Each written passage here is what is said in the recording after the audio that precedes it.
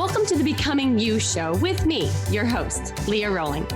Do you believe you are capable of choosing your future? Sometimes it takes just one person to believe in you, or you to believe in yourself. If you find yourself continuing to say, someday I will take better care of myself, only to continue living the same day over and over and over again, then you, my friend, are in the right place. I am your biggest cheerleader, inspiring you to become you on purpose and with intention. Are you ready to create a life you love? I'm excited to share with you some big ideas that you can use today to inspire, impact, and influence your life and everyone in it. The Becoming You show starts now.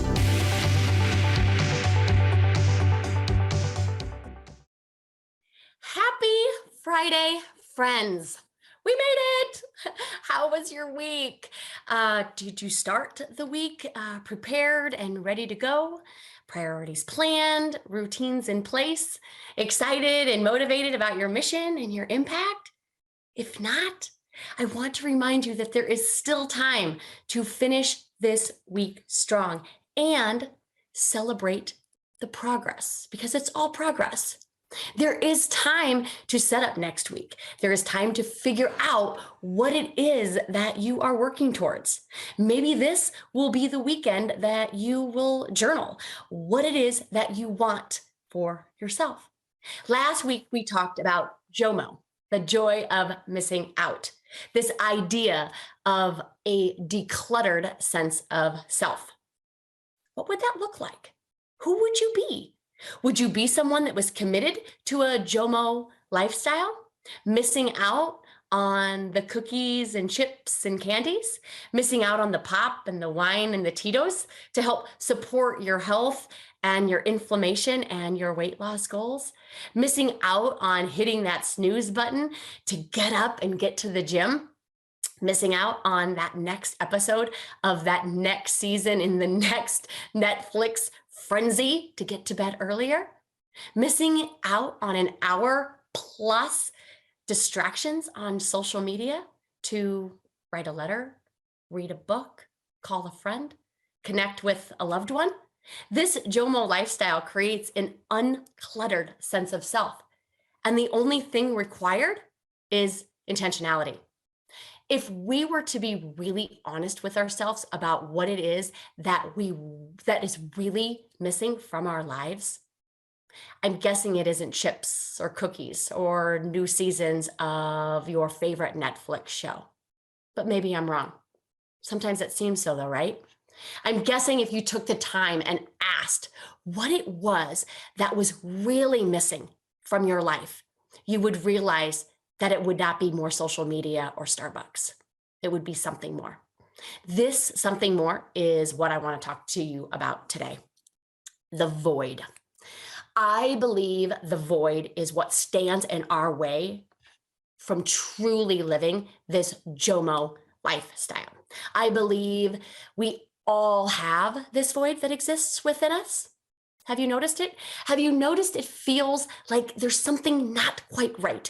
It feels like there's something missing, that something seems off, something's done wrong.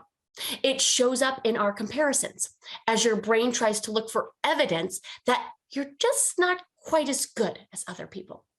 Maybe not as smart, strong, pretty, or nice, that you don't measure up in some way. Other times it shows up in this idea that something in our life has gone wrong, terribly wrong, that our life was supposed to be different somehow. This looks like unhappiness, restlessness, resentment. It looks like frustration, overwhelm, guilt, and shame. It's all of the negative emotion that sometimes we seek a reason for, and sometimes we just give credit to the things going on around us or people that we surround ourselves with. We want to say that it is because other people are better than us. We want to say that we are better than them. We want to say that our house should be bigger, that we should make more money, have more friends, have a different job, a different marriage, more kids, less kids.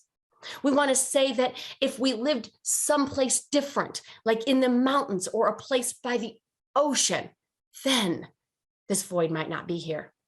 We like to blame the world for this void. And when we do, we have no solace. Because if the world is our problem, we have bigger problems. The void, this feeling of not enough, this feeling of something has gone wrong, is created by us. It is created by our thinking. And sometimes there is an obvious situation that we give meaning to, and other times we have no idea what caused it, other than we have sweaty palms and a racing heart and worry, a tight chest and an unsettled stomach and a lack of focus. It's anxiety, it's discomfort, it's jealousy, it's resentment, and we're not even sure why. It's sadness and depression, and nothing has really gone wrong. It's just, I don't know what's wrong. I just feel unhappy, unsatisfied, not content, not fulfilled, not as excited as I thought I would feel at this point in my life, and I'm not sure why. If you can relate to this, I think this episode might help offer a few ideas to reconcile and move out of the void, out of the fear, and into your most fantastic future. My 11-year-old feels conflicted a lot, I can tell. And he's wrestling already with figuring out who he is and where he fits in this family, and wanting to be independent and unique on one hand, and yet wanting to be included and attached and close on the other hand. It's like he's not even sure what's going on. He's not even sure why he's unhappy and uncomfortable from one moment to the next. But he is at times. And at other times, most times, he is very, very happy. So we see at this super young age, and then as we grow older, this void starts manifesting in different ways in terms of our behavior, in terms of the way we show up and the way that we think and the way that we feel. But the void still drives, I think, our discontent.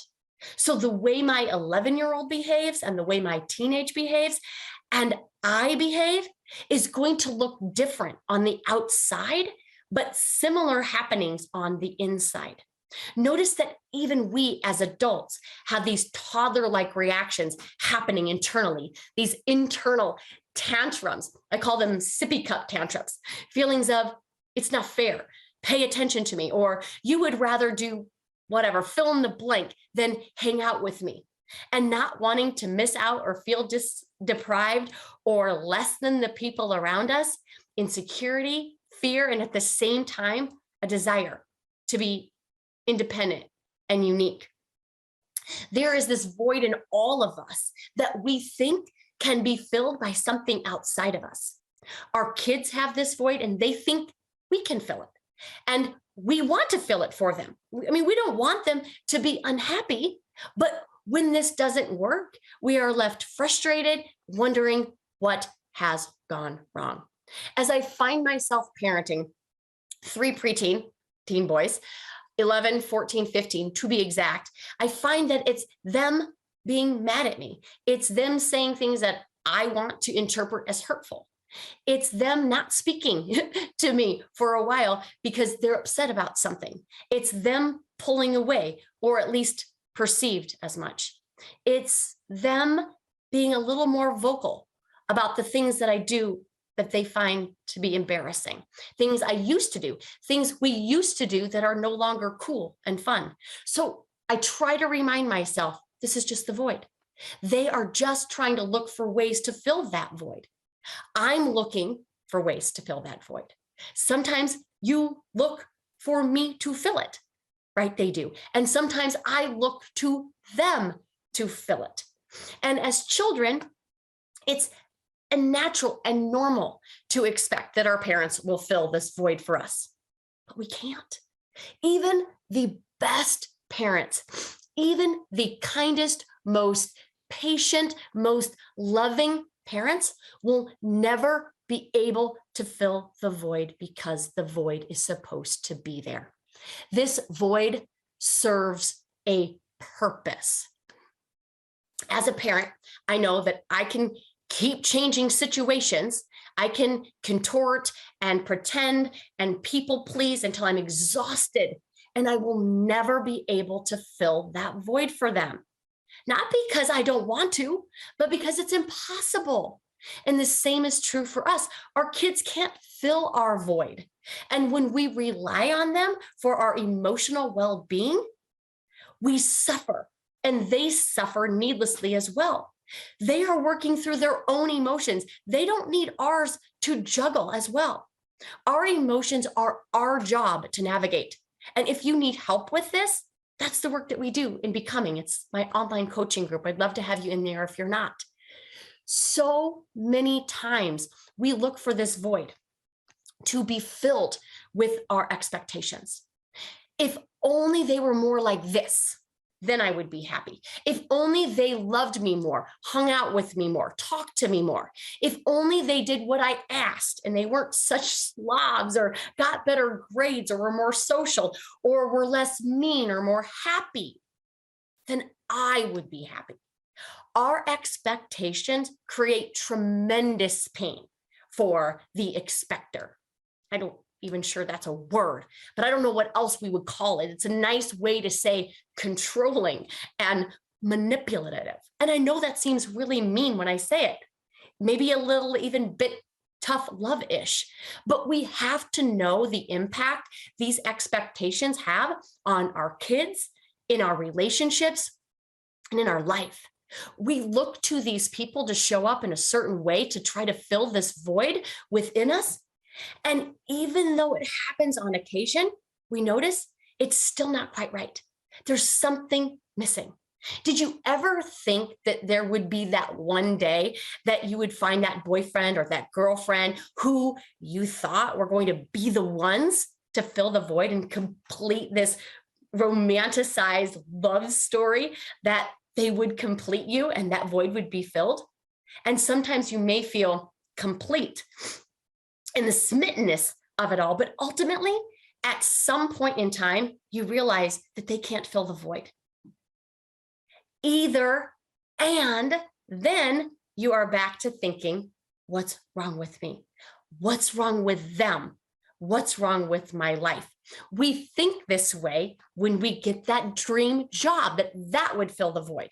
Maybe if I was doing something that I loved, if I was doing something I was more passionate about, if I were more successful, if my boss appreciated me more, if I got paid more, then that would fill the void. All just seemingly is until it isn't. Sometimes, many times, we feel this way about our parents. We love them, but something's not right. It's off. And we think that something's wrong, that they are doing it wrong, that we are doing it wrong, that there's still this emptiness that I can't fill. Do you know this void? Hopefully something I have said resonates with you on this. Now, here's the thing that happens. It's pretty awesome. If you pay attention, if you're looking for it, if you're open to it, then you can have many, many moments of void acceptance instead of denial. When we deny this void, we run from our life. When we deny this void, we try to pretend that we're something that we're not. Denial has us reading every single self-help book there is under the guise of growth and development, only to confirm the truth that the void reveals. Instead of running and buffering and denying this feeling, what if we could just quiet it? We don't have to get rid of it altogether. I do think that this void is supposed to be there. I think it's a human thing, not a defect thing. We are not a design flaw. And when we know this void is not only tolerable, it is natural, it doesn't seem so scary. It doesn't seem so painful. It doesn't seem like anything that our brains have to solve, nothing that we have to hide from, nothing that we have to run from, nothing that we have to shame ourselves with. So know that it's supposed to be there for you and for me, and it's supposed to be there for your children and your spouse and your friends and the world. And our job isn't to solve for the void or get rid of it, but to just manage it for ourselves and know that everybody else is wrestling with it as well. Yes, everyone. And when we know this, we can rid ourselves of 99% of our problems. I'm going to go out on a limb with this one, but I would say that most of our problems that we create for ourselves stem from this void and these two problems. Ready? 1, I'm not enough. 2, they are not enough. Now, as you know, what I teach is that every problem is a thought problem, a belief problem. The belief that I am not enough is shame. The belief that other people aren't enough, that's blame. The shame and blame problem is a human game that we play. Brene Brown, teaches that every single human being has this shame problem.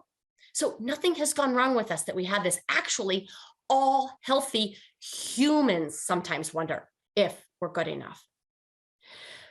Those of you that think that you can't go over to your in-laws' house because it's just too hard to be there, or that you hate being around them, fits nicely into this human game that we play. What you hate is being with yourself when you're there. You hate being there in your own head with the thoughts that you have and the emotions that you create and the experience that you create for yourself when you are at your in-laws' house because of what you're believing. You don't like how you are being when you are there. Shame. And then you blame them on why you can't go over there. But they're not the reasons that you can't go over there. You're the reasons that you can't go over there. And it's because of your thinking. They don't make you feel bad. You make you feel bad with your story, right? And isn't that great news? Because we don't have to change your in-laws. P.S. In case you haven't noticed, they're very hard to change. And you don't have to go to their house if you don't want to. Okay, I just want you to know the truth of the situation. And I want you to get happy in your head before you decide what you're going to do or what you're going to say or who you're going to be. I want you to create some peace and space for this void tolerance and some compassion, as this always feels better.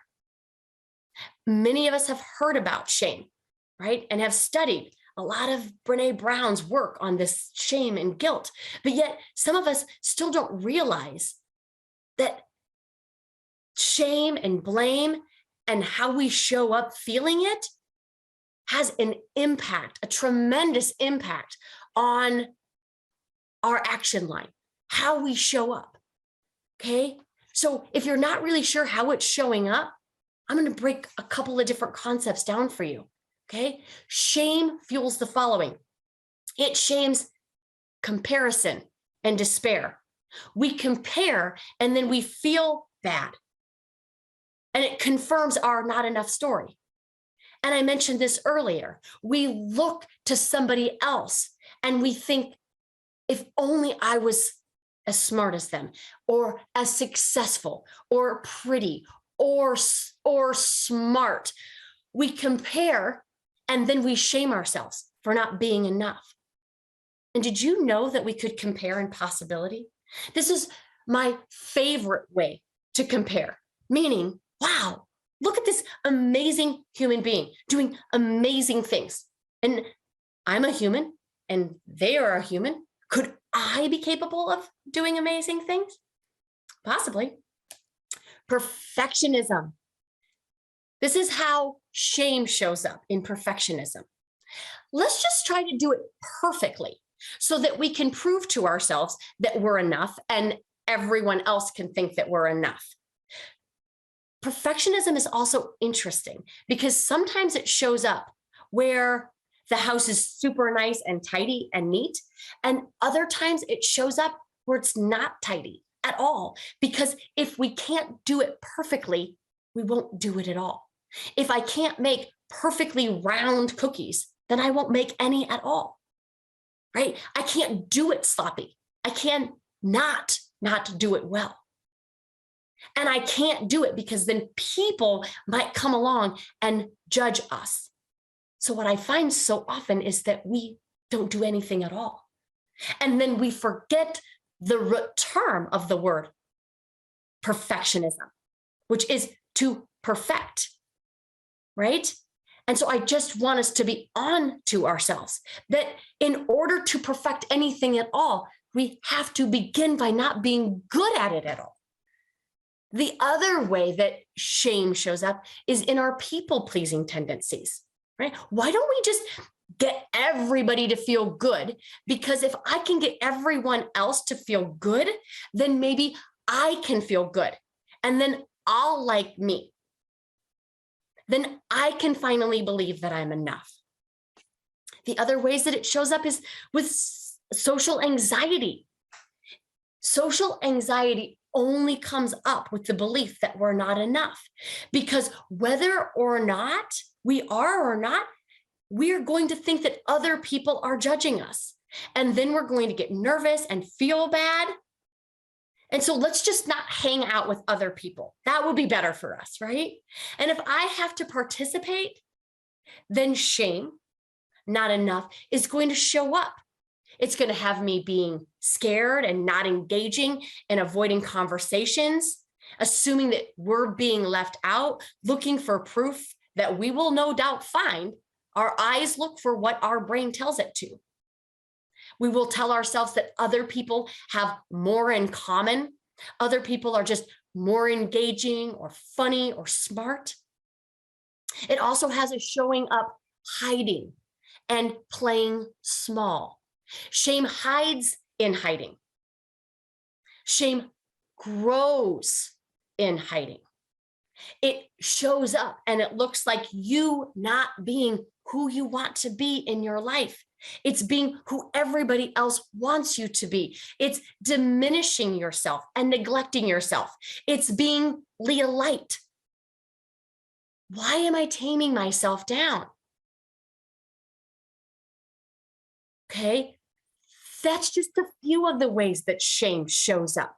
And then what I find is when shame feels intolerable, we go quickly to blame. They're not enough. And that leaves you in victimhood status. When you feel that everyone is out to get you, that the world is not treating you the way that it should, and that something has gone wrong. And you're miserable because they're not doing it right. And it's not fun to be us when we're operating from this victim mentality. And ironically, it's not fun for others when we're in this mentality.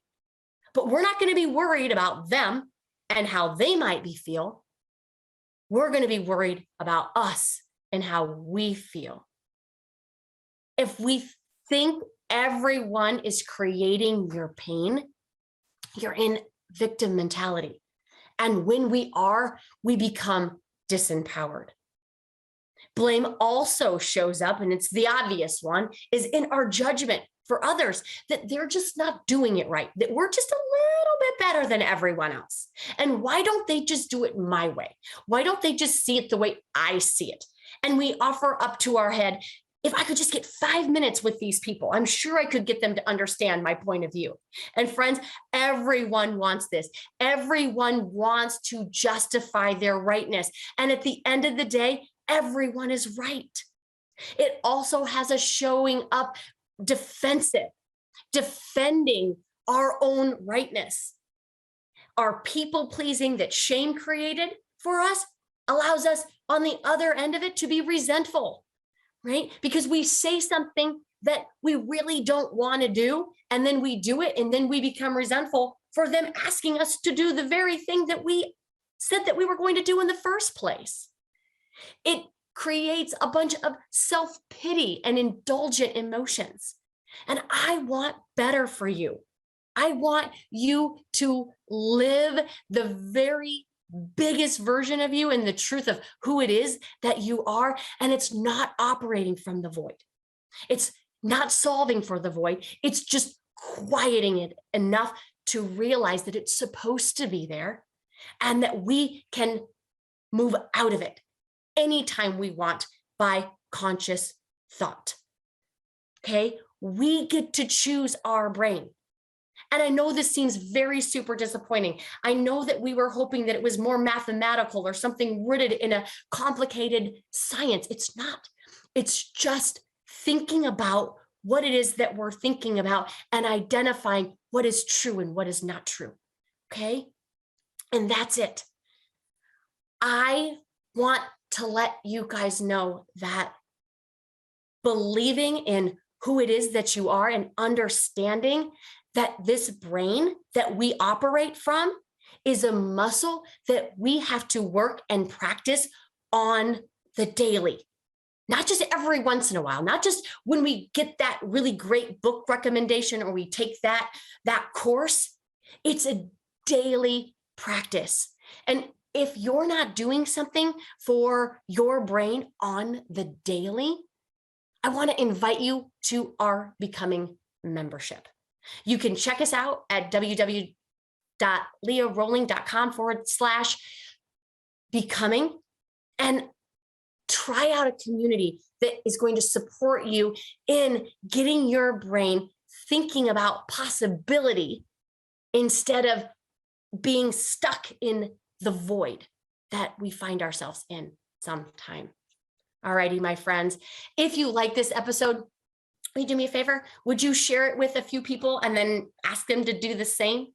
I say this every time, but this movement requires our movement. This movement to become more by being more. I truly believe that together, you and me, we can inspire others to do the same. I want to offer you an amazing rest of your week and an amazing weekend. And I will see you here next Friday, same time. See you soon. You have been listening to the Becoming You show with me, your host, Leah Rolling, where I share big ideas to inspire, impact, and influence your life. Tune in every Friday at 11 Central on TransformationTalkRadio.com for your morning cup of coffee, the hug you never want to end, and that inspirational message that you felt was written just for you. Each show is inspiring you to become you with purpose and intention. For more information or to connect with me, visit www.leahrolling.com.